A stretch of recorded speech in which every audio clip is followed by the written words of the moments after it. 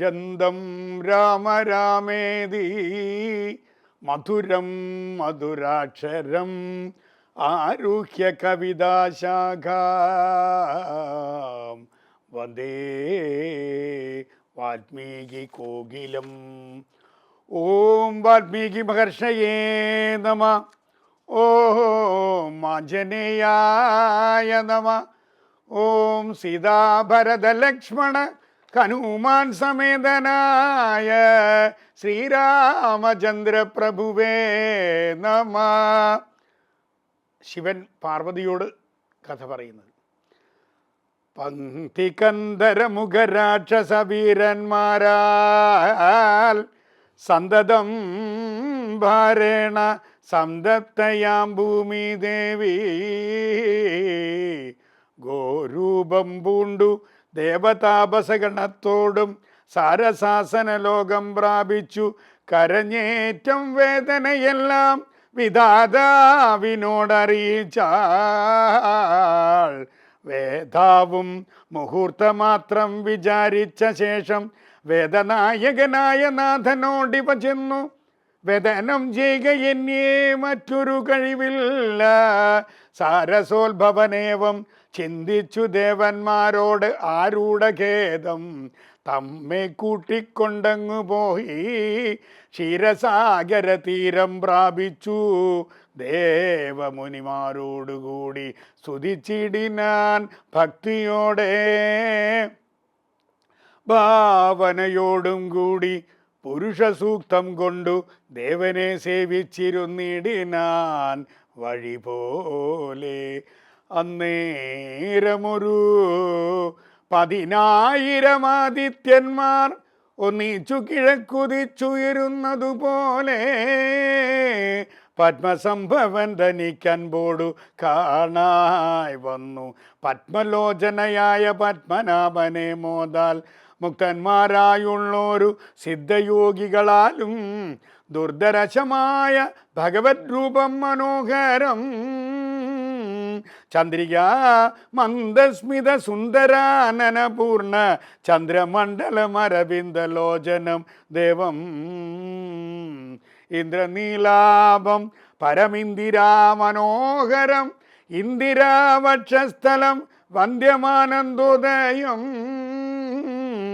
വത്സലാഞ്ജനവത്സം പാദപങ്കജ ഭക്തവത്സലം സമസ്തലോകോത്സവം സൽസേവിതം മേരുസന്നിഭകിരീടോദ്യോൽകുണ്ടലമുക്ത ഹാരകേയൂരാംഗഗത കടക കടിസൂത്രവലയാങ്കുലി അങ്കുലീയഗാദ്യാഖില വിഭൂഷണകലിത കളേബരം കമല മനോഹരം കരുണാകരം കണ്ടു പരമാനന്ദം പൂണ്ടു സരസീരുഹഭവൻ മധുരസ്ഫുടാക്ഷരം സരസപാദങ്ങളാൽ സ്തുതിച്ചു തുടങ്ങിയിടിനാൻ. പരമാനന്ദമൂർത്തേ ഭഗവൻ ജയ ജയ. മോക്ഷകാമികളായ സിദ്ധയോഗീന്ദ്രന്മാർക്കും സാക്ഷാൽ കാൺമതിന്നരുതാതൊരു പാദാംബുജം നിത്യവും രാമ നമോസ്തുതേ. സകല ജഗൽപദേ നിത്യനിർമ്മലമൂർത്തേ നിത്യവും നമോസ്തുതേ. സത്യജ്ഞാനാനന്ദാനന്ദാമൃതാദ്വയമേവം നിത്യവും നമസ്തുതേ. കരുണാജലനീതേ വിശ്വത്തെ ശിക്ഷിച്ചു രക്ഷിച്ചു സംഹരിച്ചിടും വിശ്വനായക പോറ്റി നിത്യവും നമോസ്തുതേ. സ്വാധ്യായ തപോദാന യജ്ഞാദികർമ്മങ്ങളാൽ സാധ്യമല്ലൊരുവനും കൈവല്യമൊരു നാളും. മുക്തിയെ സിദ്ധിക്കണമെങ്കിലോ ഭഗവത് പാദഭക്തി കൊണ്ടൊഴിഞ്ഞു മറ്റൊന്നിനാലാവതില്ല. നിന്തിരുവടിയുടെ ശ്രീപാദാംബുജദ്വന്ദ്വമന്തികേ കാണായി വന്നിത് എനിക്കു ഭാഗ്യവശാൽ. സത്വചിത്തന്മാരായ താപസശ്രേഷ്ഠന്മാരാൽ നിത്യവും ഭക്ത്യാ ബുദ്ധ്യാധരിക്കപ്പെട്ടോരു നിൻപാദ പങ്കജങ്ങളിൽ ഭക്തി സംഭവിക്കണം.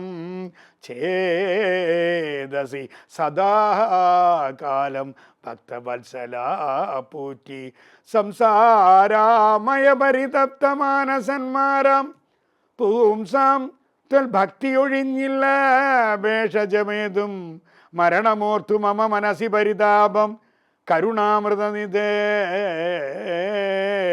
പെരികെ വളരുന്നു മരണകാലേ തവ തരുണാരുണ സമചരണ സരസിജ സ്മരണമുണ്ടാവാനായി തരിക വരം നാഥ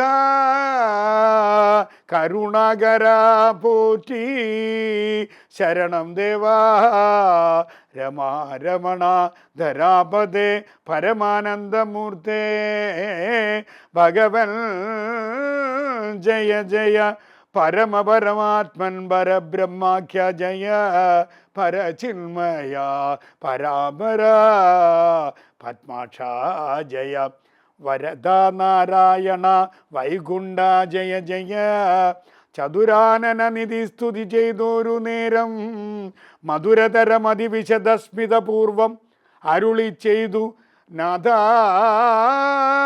എന്തിനിപ്പോൾ എല്ലാവരും ഒരുമിച്ച് എന്നെ കാണാൻ ഇവിടേക്കുഴറ്റോടെ വരുവാൻ മൂലം അത് ചൊല്ലുകെന്നതു കേട്ടു സരസീരുഹഭവൻ ഈ വണ്ണം ഉണർത്തിച്ചു. നിന്തിരുപടി തിരുവുള്ളത്തിലേറാതെ കണ്ടെന്തൊരു വസ്തു ലോകത്തിങ്കലുള്ളതു പോറ്റി എങ്കിലും ഉണർത്തിക്കാം മൂന്നു ലോകത്തിങ്കലും സങ്കടം മുഴിത്തിരിക്കുന്നതിക്കാലം നാഥ പൗലസ്ത്യത്തനയനാം രാവണൻ തന്നാൽ ഇപ്പോൾ ത്രൈലോക്യം നശിച്ചിതു മിക്കതും ജഗൽപദേ മദ്ദത്തപരബലതർപ്പിതനായിട്ട് അതിനിർദ്ദയം മുടിക്കുന്നു വിശ്വത്തെയെല്ലാം. അയ്യോ ലോകപാലന്മാരെയും തച്ചാട്ടിക്കളഞ്ഞവൻ അനേക ശാസനമാക്കി ചമച്ചു ലോകമെല്ലാം. ഭാഗശാസനനെയും സമരേ കെട്ടിക്കൊണ്ടു നാഗശാസനവും ചെയ്തിടിനാൻ ദശാനനൻ. യാഗാദി കർമ്മങ്ങളും മുടക്കിയത്രയല്ല യോഗീന്ദ്രന്മാരെ മുനിമാരെയും ഭക്ഷിക്കുന്നു. ധർമ്മപത്നികളെയും പിടിച്ചു കൊണ്ടുപോയാൽ ധർമ്മവും മറഞ്ഞിതു മുടിഞ്ഞു മര്യാദയോ മർത്യനാൽ ഒഴിഞ്ഞവനില്ല മറ്റാരാലുമേ മൃത്യുവെന്നതും മുന്നേ കൽപ്പിതം ജഗൽപദേ നിൽ തിരുവടി തന്നെ മർത്യനായി പിറന്ന് ഇനി പങ്ക്തി ഗന്ധരൻ തന്നെ കൊല്ലണം ദയാനിധേ സന്തതം നമസ്കാരം അതിനു മധുരിവോ ചെന്തളിരടിയണ ചിന്തിക്കായി വരേണമേ. പത്മസംഭവൻ നിത്തം ഉണർത്തിച്ചതു നേരം പത്മലോചനൻ ചിരിച്ച് അരുളി ചെയ്താനേവം. ചിത്തശുദ്ധിയോടെന്നെ സേവിച്ചു ചിരകാലം പുത്രലാഭാർത്ഥം പുരാ കശ്യപ പ്രജാപതി ദത്തമായിതു വരം സുപ്രസന്നേന മയാ തദ്വജ സത്യം കർത്തൃമുദ്യോഗമദ്യൈവമേ. കശ്യപൻ ദശരഥനാമ രാജന്യേന്ദ്രനായി കാശ്യപീതലേ തിഷ്ടദ്യധുനാ വിദാതാവേ. തസ്യ വല്ലഭയാകും അതിഥി കൗസല്യയും തസ്യാത്മാജനായി വന്നു ഞാൻ ജനിച്ചിടും. മത്സഹോദരന്മാരായി 3 പേരുണ്ടായി വരും. ചിൽസ്വരൂപിണിയും അവശക്തിയാം വിശ്വേശ്വരി യോഗമായ ദേവിയും ജനകാലയെ വന്നു ഹീകസാത്മജകുലനാശകാരിണിയായി മേദിനി തന്നിലയോനിജയായുണ്ടായി വരുമാതിഥേയന്മാർ കവിവീരരായി പിറക്കേണം. മേദിനി ദേവിക്ക് അധികാരം കൊണ്ടുണ്ടായൊരു വേദന തീർപ്പാൻ എന്നാൽ എന്നരുൾ ചെയ്തു നാഥൻ. വേദനായകനെയും അയച്ചു മറഞ്ഞപ്പോൾ വേദാതും നമസ്കരിച്ചിടിനാൻ ഭക്തിയോടെ. ആതിഥേയന്മാരെല്ലാം ആദി തീർന്നേതു നേരം ആദിനായകൻ മറഞ്ഞിടിനോരാശ നോക്കി. ഖേദവും മകന്നുള്ളിൽ പ്രീതി പൂണ്ടു ഉടൻ മേദിനി തന്നിൽ വീണു നമസ്കാരവും ചെയ്താർ. മേദിനി ദേവിയെയും ആശ്വസിപ്പിച്ച ശേഷം വേദാവും ദേവകളോടരുളി ചെയ്താനേവം. ദാനവാരാദി കരുണാദിതി ലക്ഷ്മീപതി മാനവപ്രവരനായി വന്നവതരിച്ചിടും. വാസരാധീശ്വനശ്വേ സാദരം അയോധ്യയിൽ വാസവാദികളായ നിങ്ങളും ഒന്നു വേണം. വാസുദേവനെ പരിചരിച്ചു കൊള്ളുവാനായി ദാസഭാവേന ഭൂമിമണ്ഡലേ പിറക്കണം. മനിയാം ദശാനന ഭൃത്യന്മാരാകും യാതുദാന വീരന്മാരോട് യുദ്ധം ചെയ്വതിന് ഓരോ കാനനഗിരി ഗുഹാദ്വാര വൃക്ഷങ്ങൾ തോറും വാനരപ്രവരന്മാരായി ഏതും വൈകിടാതെ സൂത്രാമാദികളോട് വൽപ്പസംഭവൻ നിജഭർത്തൃശാസനം അരുൾ ചെയ്തുടൻ കൃതാർത്ഥനായി. സത്യലോകവും പൂക്കു സത്വരം ദരിദ്രയും ഹസ്തസന്താപം അതിസ്വസ്ഥനായി മരുവീണാൻ. തൽക്കാലേ ഹരിപ്രമുഖന്മാരാം വിബുധന്മാരാം ഒക്കവേ ഹരിരൂപധാരികളായാരല്ലോ. മാനുഷഹരി സഹായാർത്ഥമായി തതസ്ഥതോ മാനുഷഹരി സമവേഗ വിക്രമത്തോടെ പർവ്വതരുക്ഷോബലയോധികളായി ഉന്നത പർവ്വത തുല്യ ശരീരന്മാരായി അനാരദം ഈശ്വരം പ്രതീക്ഷമാണന്മാരാൻ പ്ലവകവൃന്ദേശ്വരന്മാരും ഭൂവി സുഖിച്ചുവാണാരല്ലോ. പുത്രലാഭോജന പുത്രനെ കിട്ടാൻ. സംഭൂജരായ സജ്ജനങ്ങളെ, രാമായണം എപ്പിസോഡ് 2-ത്തിൽ നമുക്കറിയാം. 2-ാം ദിവസം നമ്മൾ പാരായണം ചെയ്യാറാം. മഹാദേവൻ പാർവതിയോട് പറയാണ്. ആ പാർവതിക്ക് എങ്ങനെ രാമായണം കേൾക്കണം എന്നുള്ളതുണ്ടായി. അതിൻ്റെ ഒരു പശ്ചാത്തലം കൂടി നമുക്ക് ഒന്ന് ചിന്തിച്ച് നോക്കാം. ഇപ്പോൾ രാമായണം 24,000 ശ്ലോകങ്ങൾ ആണല്ലോ രചിച്ചത്. ഇപ്പം മറ്റു ആധ്യാത്മികമായിട്ടുള്ള എല്ലാ ബുക്ക് എടുത്താലും ശരി, ഏത് കാറ്റലോഗ് എടുത്താലും ശരി, ഇതിൽ 24,000 ശ്ലോകത്തിൽ 97 ശ്ലോകം മാത്രമേ നമുക്ക് സന്തോഷം പകരുന്നുള്ളൂ. ബാക്കിയൊക്കെ ദുഃഖം തരുന്നത്. എന്നാൽ രാമായണം ട്രാജഡിയാണോ? അല്ലേനി. അതായത് 23,903 ശ്ലോകവും ദുഃഖം തരുന്നതാണ്. ഈ കഥകളെല്ലാം തന്നെ അനുഭവങ്ങളാണ്. 21 കഥാപാത്രങ്ങളുടെ അനുഭവങ്ങൾ അവരാവാനല്ല നമുക്ക് തരുന്നത്. ആ അനുഭവങ്ങളെ നമ്മൾ കണ്ടുകൊണ്ട് ഈ കലിയുഗത്തിൽ എങ്ങനെ ജീവിക്കണം. ഏറ്റവും പ്രസക്തി രാമായണത്തിൻ്റെ ഏറ്റവും വലിയ പ്രസക്തി എന്താ വെച്ചാൽ ഇതിന് ബേസിനില്ലായിരുന്നു. ഏത് കാട്ടാളനും മഹർഷിയായിട്ട് മാറാം, യോഗിയായിട്ട് മാറാം. ഏതു ജ്ഞാനമില്ലാത്തവനും ഉച്ചജ്ഞാനത്തിലെത്താം. ഒരു പരിവർത്തനത്തിന് ഉദാഹരണമാണ് രാമായണം. അപ്പം അങ്ങനെയുള്ള ഈ രാമായണം പാർവതീ ദേവിക്ക് പറഞ്ഞു കൊടുക്കുകയാണ് മഹാദേവൻ. അതിൻ്റെ പശ്ചാത്തലം എങ്ങനെയാണെന്ന് വെച്ചാൽ പാർവതി നിരവധി തവണ മഹാദേവനെ ഭർത്താവായി കിട്ടാൻ വേണ്ടി പ്രാർത്ഥിച്ചു. ആദ്യം ഭുവനേശ്വരിയായിട്ട് വന്നു, അധികകാലം ഉണ്ടായില്ല. പിന്നെ സതിയായിട്ട് വന്നു ദക്ഷയാഗത്തിൽ, അതും അധികകാലം ഉണ്ടായില്ല. ദക്ഷയാഗത്ത് ആ യാഗാഗ്നിയിൽ ശരീരം വെടിഞ്ഞോടുകൂടി കഴിഞ്ഞു. പിന്നെ പാർവതിക്ക് തോന്നി നേരെ കൈലാസത്തിൽ പോയി, ഹിമാലയത്തിൽ പോയിട്ട് മഹാദേവനെ ഭർത്താവായി കിട്ടാൻ വേണ്ടി പ്രാർത്ഥിക്കുക. അവസാനം പ്രാർത്ഥനയുടെ അവസാനമാകുമ്പോഴേക്കും ഉണങ്ങിയ ഇലയ്ക്കാണ് കഴിച്ചേർന്നത് പാർവതി. അതുകൊണ്ട് ആ പാർവതിക്ക് അപർണ എന്നൊരു പേരുണ്ടായത്. അങ്ങനെ കണ്ടപ്പോഴാണ് ഈ വിഷ്ണുവിൻ്റെ പെങ്ങളാണല്ലോ പാർവതി, അതുകൊണ്ടാണല്ലോ വൈഷ്ണവി എന്ന് പറയുന്നത്. അപ്പോൾ വിഷ്ണുവിനൊരു തോന്നൽ പാർവതിയുടെ കല്യാണം ഒന്ന് നടത്തി കൊടുക്കാമെന്ന്. കല്യാണം നടന്നത് എവിടെയാണ് അറിയോ? ത്രിമുഖി ശങ്കരനാരായണ ക്ഷേത്രം, അതായത് ബദരീനാഥിനടുത്ത്. അപ്പോൾ കല്യാണം എന്ന് പറഞ്ഞാൽ സ്വയംവരാണല്ലോ. പാർവതി നിൽക്കുന്നുണ്ട്, തോഴി നിൽക്കുന്നുണ്ട്. അപ്പോൾ എല്ലാ രാജാക്കന്മാരെയും അറിയിച്ചിട്ടുണ്ടല്ലോ ഈ വിവാഹം. ഇതിലേറ്റവും രസം എന്താ വെച്ചാൽ പാർവതി ഇന്ന് വരെ മഹാദേവനെ കണ്ടിട്ടില്ല. അതാണ് അതിൽ പ്രത്യേകത. അപ്പോൾ ഓരോരോ രാജാക്കന്മാർ വരും. ആദ്യം വന്നത് അരയന്നത്തിൻ്റെ മുകളിൽ ഒരാളാണ്. അതാരാ? ബ്രഹ്മാവാ. അതെന്താ ഈ ബ്രഹ്മാവ് അരയന്നെടുക്കാൻ കാരണം വെച്ചാൽ, പണ്ട് മഹാവിഷ്ണുവും ബ്രഹ്മാവും കൂടി ഗംഭീര യുദ്ധം നടന്നു. അത് നിർത്താൻ വേണ്ടി മഹാദേവൻ ശിവലിംഗമായിട്ട് പ്രത്യക്ഷപ്പെട്ടു. അപ്പോഴാണ് ശിവലിംഗത്തിൻ്റെ അറ്റം നോക്കാൻ വേണ്ടി ബ്രഹ്മാവ് പോയത്. മുകളിലേക്ക് പണിക്കുന്നത് വേണം, പറക്കാൻ ചിറകൾ വേണം. അത് അരയന്നെടുത്ത് വിഷ്ണു വരാഹം കൊടുത്തു. അതാണ് ഈ ബ്രഹ്മാവ് മുകളിൽ പോയി തിരിച്ച് കൈതപ്പൂവിനെ കണ്ട് തിരിച്ച് വന്നപ്പോൾ കൈതപ്പൂ ഒരു തുണ പറഞ്ഞു അറ്റം കണ്ടു എന്ന്. അതുകൊണ്ടാണ് നമ്മൾ ബ്രഹ്മാവിനെ പൂജിക്കാറില്ല, കൈതപ്പൂ പൂജയ്ക്ക് എടുക്കാറുമില്ല. അപ്പോൾ ഇവിടെ ബ്രഹ്മാവ് വന്നു, അത് കഴിഞ്ഞ് ഐരാവതത്തിൻ്റെ മുകളിൽ ഇന്ദ്രൻ വന്നു. അപ്പോൾ ഓരോരുത്തർ വരുമ്പോഴും ഈ പാർവതി ചോദിക്കും തോഴിയോട്, തൊഴി ആ വരുന്നതാണോ ഞാൻ മനസ്സിൽ ധ്യാനിച്ച മഹാദേവൻ? അതല്ല. കുറെ കഴിഞ്ഞപ്പോൾ പാർവതിക്കും ദേഷ്യം വന്നിറങ്ങി. സോമൻ വന്നു. ഓരോരുത്തർ വരുമ്പോഴും ചോദിക്കും.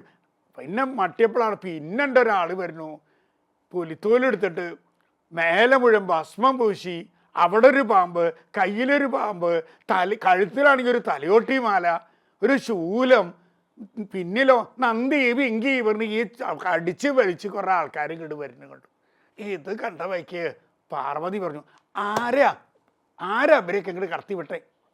അപ്പോൾ തോഴി പറഞ്ഞു, പാർവതി ആ മുമ്പിൽ വരുന്ന ആളാണ് പാർവതി ധ്യാനിച്ച മഹാദേവൻ. പെട്ടെന്ന് ബോധം കെട്ടാൻ പോണു. വേഗം വിഷ്ണു എന്ത് ചെയ്തു? തളിച്ചു. വിഷ്ണുവിനോട് പോയി, വിഷ്ണുടാ ഇദ്ദേഹം എനിക്ക് വേണ്ടാന്നാ. ഹേയ് അത് ഞാൻ ശരിയാക്കി തരാമെന്നാ. ഉടനടി വിഷ്ണു എന്ത് ചെയ്തു അറിയോ? മഹാദേവനെ കൊണ്ടിട്ട് ബ്യൂട്ടി പാർലറൊക്കെ പോയിട്ടൊക്കെ മാറ്റി മറച്ചു, അങ്ങനെ ഉഷാറാക്കി. അന്ന് തുടങ്ങിയതാട്ടോ ഈ ആദ്യത്തെ ബ്യൂട്ടീഷ്യൻ വിഷ്ണുവാണ്. അതാണ് ഈ കല്യാണ ദിവസം നമ്മൾ കൊണ്ടിരുന്നത്. കുട്ടിയെ കാണാനല്ലേ ഒരു ബ്യൂട്ടീഷ്യൻ വിടണ്ടേ? ആദ്യത്തെ ബ്യൂട്ടീഷ്യനാരാ? വിഷ്ണു. അങ്ങനെ വന്നു, കല്യാണമൊക്കെ കഴിഞ്ഞു. വൈകുന്നേരം ഭക്ഷണം വിളമ്പി കൊടുക്കുക പാർവതി. അപ്പോൾ പാർവതി ചോദിച്ചു, എനിക്ക് സംശയം പാർവതി മലയാളി എന്നാണ്. കാരണം മലയാളിക്ക് ഇങ്ങനെയുള്ള ഈ സംശയം തോന്നും. അല്ല, ഈ അങ്ങയുടെ കഴുത്തിൽ തലയോട്ടിയുടെ മാലയാണല്ലോ. മണിമാല എന്ന് കേട്ടിട്ടുണ്ട്, മുത്തുമാല എന്ന് കേട്ടിട്ടുണ്ട്, പവിഴമാല എന്ന് കേട്ടിട്ടുണ്ട്, തുളസിമാല എന്ന് കേട്ടിട്ടുണ്ട്. ഈ തലയോട്ടിമാല ഞാൻ കേട്ടിട്ടില്ല, ഇതെന്താ അങ്ങനെ?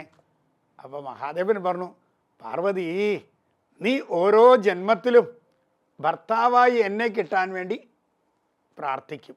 ഞാൻ അവതാരം എടുക്കും, നിന്നെ കല്യാണം കഴിക്കും, നീ ശരീരം വെടിയും. അങ്ങനെ നിൻ്റെ ഓരോ ജന്മത്തിലും നീ ശരീരം വെടിയുമ്പോൾ നിൻ്റെ തലയോട്ടിയാണ് ഈ കഴുത്തിൽ. ആഹാ, അപ്പം നിങ്ങൾക്ക് എന്നോട് സ്നേഹമുണ്ടല്ലേ? പിന്നെ സ്നേഹമില്ലാണ്ട് ഓരോ ജന്മത്തിലും തലയോട്ടി ഞാൻ കഴുത്തിടുമോ?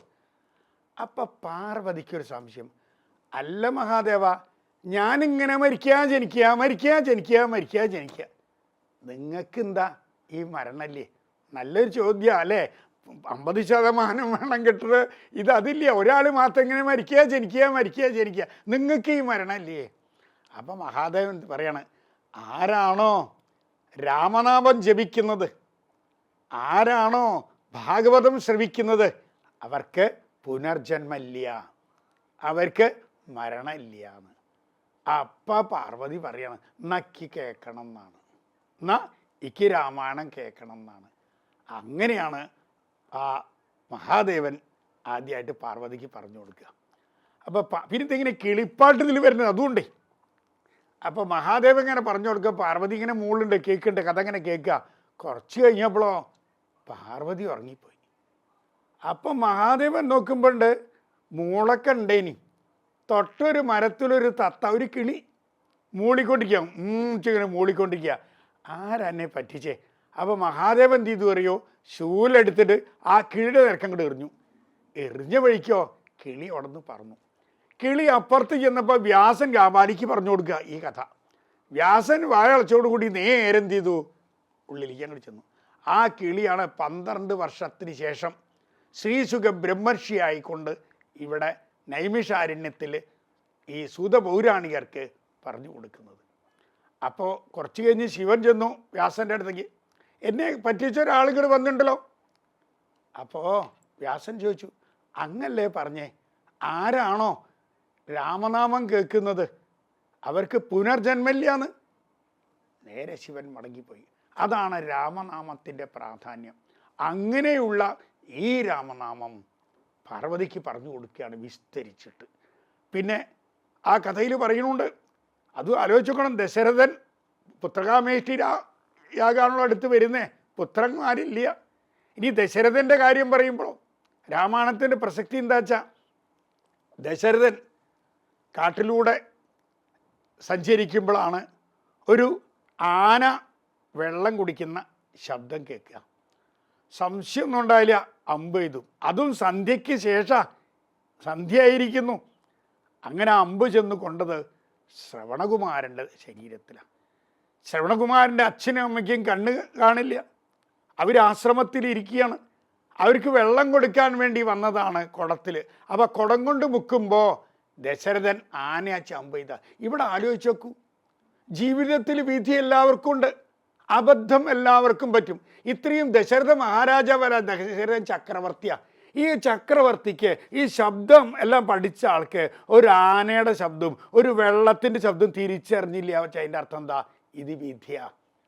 അവിടെ അങ്ങനെ ചെയ്തില്ല വെച്ചാലോ രാമായണമില്ല. അതാ ഓരോ കഥാപാത്രത്തിൻ്റെയും പ്രത്യേകത. സംശയമൊന്നും ഉണ്ടായില്ല. അങ്ങനെയുള്ള ദശരഥൻ ഒന്നാമത് തെറ്റാണ്, അമ്പ് ചെയ്യാൻ പാടില്ല. അറിയോ, സന്ധ്യയ്ക്ക് ശേഷം അമ്പ് ചെയ്യാൻ പാടില്ല. ഇത്രയും വിവരമുള്ള ദശരഥന് അത് പറ്റി. കാരണം എന്താ? അത് പറ്റിയില്ലെങ്കിൽ രാമായണമില്ല. അപ്പോൾ അബദ്ധം ആർക്കും പറ്റും. നിത്യജീവിതത്തിൽ നമ്മൾ അബദ്ധം പറ്റാത്തവരെ രണ്ടാൾക്കാരാ. ആരാ? ഒന്ന് ജനിക്കാത്തവർ, പിന്നെയോ മരിച്ചവർ. ഈ രണ്ട് കൂട്ടർക്കും പറ്റില്ല. അപ്പോൾ അങ്ങനെയുള്ള ആ ദശരഥ മഹാരാജാവും അദ്ദേഹത്തിൻ്റെ പുത്രൻ്റെയും കഥകളാണ് ഇവിടെ നമ്മൾ വ്യക്തമായിട്ട് കാണുക. അങ്ങനെ ദശരഥ മഹാരാജാവിന് പുത്രന്മാരില്ലാണ്ടിരിക്കാൻ വേണ്ടി, പുത്രന്മാരുണ്ടായിരുന്നല്ലോ, അങ്ങനെ ഒരു യാഗം നടത്തി ആ പായസം ഭക്ഷിച്ചോടുകൂടിയാണ് ഇവിടെ 4 പുത്രന്മാർ ഉണ്ടായിരിക്കുന്നത്. എന്തായാലും നിങ്ങൾക്ക് എല്ലാവർക്കും ശ്രീരാമചന്ദ്ര പ്രഭുവിൻ്റെ അനുഗ്രഹം ഉണ്ടാവാൻ ആത്മാർത്ഥമായി പ്രാർത്ഥിക്കുന്നു.